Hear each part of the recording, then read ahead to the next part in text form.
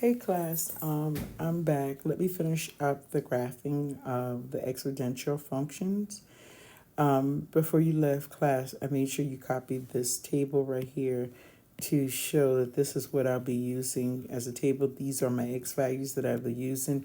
Remember this, that these x will be your exponents. Remember that.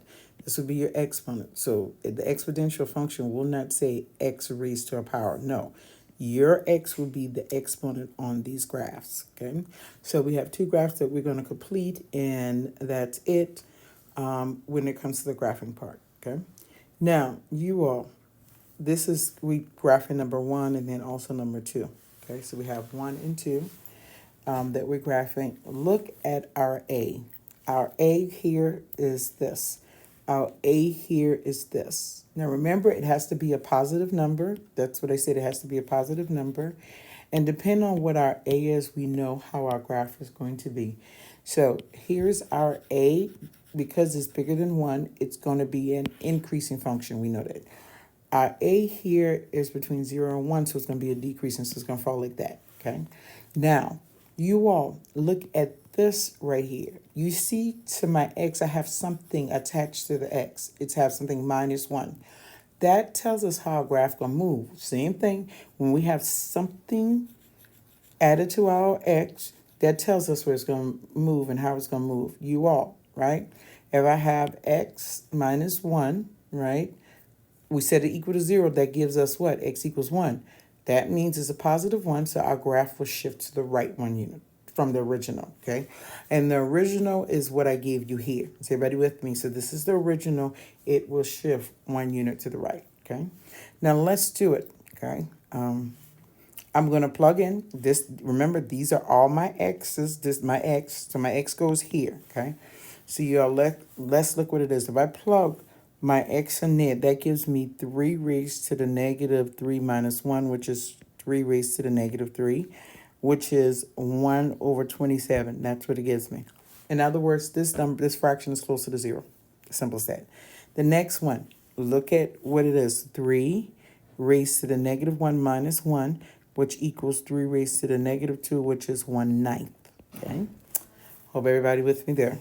The next one, look what you have. 3 raised to the 0 minus 1, which is 3 raised to the -1, which is 1/3. Okay? And then the next thing, look, we're plugging in 1 now. So we get 3 raised to the 1 minus 1, which is 3 raised to the 0. Anything raised to the 0 power is 1. Okay? Next thing, look what we plug it in 2. 2 minus 1, which gives us 3 raised to the first, which is just 3. Now, I know you're probably saying, well, Ms. Ford, the fractions. These fractions right here, they get close to 0. They're close to 0. They're not 0, but they get close to 0. Think about it like that. We're not trying to find it exactly, but we can get it close enough. So when I do the first one, look at my point. My point is -2, 1 over 27. -2, 1 over 27 is like right here. It's so close to 0. Not quite 0, but it's close enough, okay? Then the next one is -1, 1/9. That's going to be a little close to 0, but it's going to be up a little bit, right? So let's say it's about right there. She's up above that. Then the next one says what? 0, 1/3. 0, 1/3 is about right here, okay? So we're going to do it. You see that it's increasing every single time. Then the next one is 1, 1. And then the next one is 2, 3? I think we had 2, 3. Okay. Yeah, 2, 3. And now we can create our, remember, just let me go through, run through this. It's an increasing function, like I said, right? Sorry, let me get the point. Let me do this point, then this about right here. This is about right here, and then here, and here, okay? So it's increasing some, okay? And it did shift to the right 1, okay? It did shift to the right 1. Now, let's do the next one. We have 1/2, you all. 1/2. 1/2, that's all. If you want to think about it, 1/2 is the same thing as what? 0.5. Think about it like that, 0.5 if you think about it. But it gave it to you as a fraction. And we raising 1/2 to the second power. So that's what we're doing. We're saying, I apologize for that. We're saying 1/2 raised to the second power. Well, don't that means you flip it? That's what it means. Remember, I tell you negative exponent means I flip it, right? 1 raised to 1/2 raised to the second. Well, 1/2 raised to the second, and I'm just showing y'all this, is 1 over 1/4. But when you flip that, you get 4. So it's 4, okay? The next one you're going to do is 1/2 raised to the negative 1.